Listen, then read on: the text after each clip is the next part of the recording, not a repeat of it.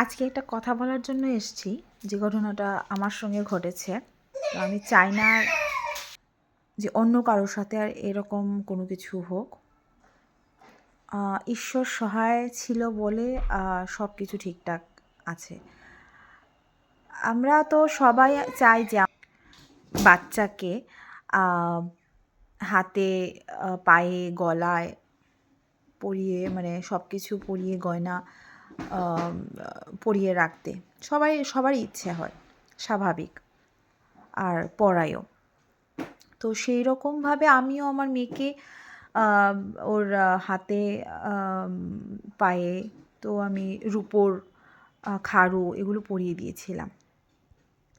ভেবেছি আচ্ছা ছোটোবেলায় তো এগুলো পরে, আর প্লাস খাড়ুটা থাকাতে কি হয়েছে, ওর যেদিকে যাচ্ছে আমি শুনতে পাচ্ছি শব্দ, কারণ এখন তো এদিক ওদিক হাঁটাহুটি করে, তো স্বাভাবিকভাবে আমি তার জন্য বিশেষ করে এটা দিয়ে রেখেছিলাম।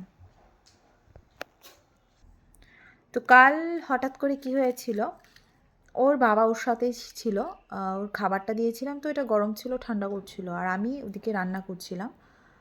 তো আমি হঠাৎ করে চিৎকার শুনে আমি আসলাম। চিৎকার বলতে মানে এরকমভাবে ও যে মানে জোরে জোরে বলছিল, ওইটা আমি শুনতে পাচ্ছিলাম। ও একটু কান্না করছিল, দৌড়ে এসে দেখি কী অবস্থা, মানে তখন হ্যাঁ সব কিছু ঠিক হয়ে গেছে। ওর যে হাতের চুড়ি, ওইটা ও প্রায় সময় খুলে খুলে মুখে দেয়, মানে ওর চুড়ি না শুধু, ও সামনে কি যাই থাকবে, ও ছোট বড় ওর জিনিসটা সে মুখে দিয়ে দেয়। জানি না আমি সব বাচ্চাদের এরকম অভ্যেস আছে কি না, কিন্তু ওর এটা আছে।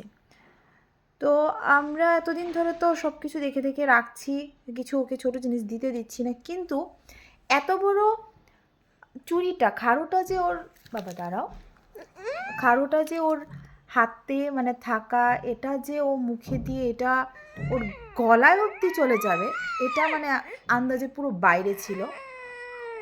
তো এটা মানে কি করে সম্ভব হয়েছে আমি নিজেও জানি না।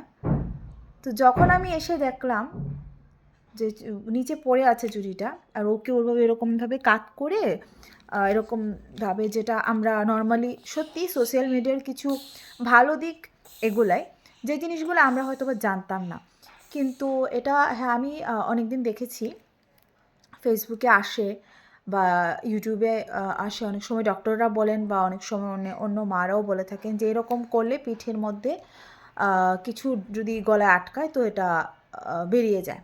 সত্যি কালকে ওর বাবা এটা করাতে, ও মানে ওর পুরো চোখ মুখ লাল হয়ে ও মানে কীরকম করছিল, তো এটা করাতে তারপর ঈশ্বরের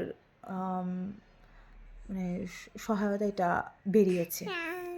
আমি তো এসে শুনে জাস্ট মানে লিটারেলি আমি পুরো মানে আমার হাত পা কাঁপছিল, মানে এটা সত্যি যদি মানে না বেরোতো তো আমার কিছু বলার নেই, মানে কী হতো। তো ঠাকুর যে আমাকে কত বড় একটা বিপদ থেকে উদ্ধার করেছে, মানে আমি এটা মুখে মানে বলে বোঝাবার মতো কোনো ভাষা নেই। তো আমি সবাইকে এটাই বলবো যে যাদের বাচ্চাদের এরকম সব কিছু মুখে দেওয়ার এরকম কোনো অভ্যেস আছে, প্লিজ সব কিছুর থেকে ওদেরকে মানে দেখে দূরে রাখা দরকার।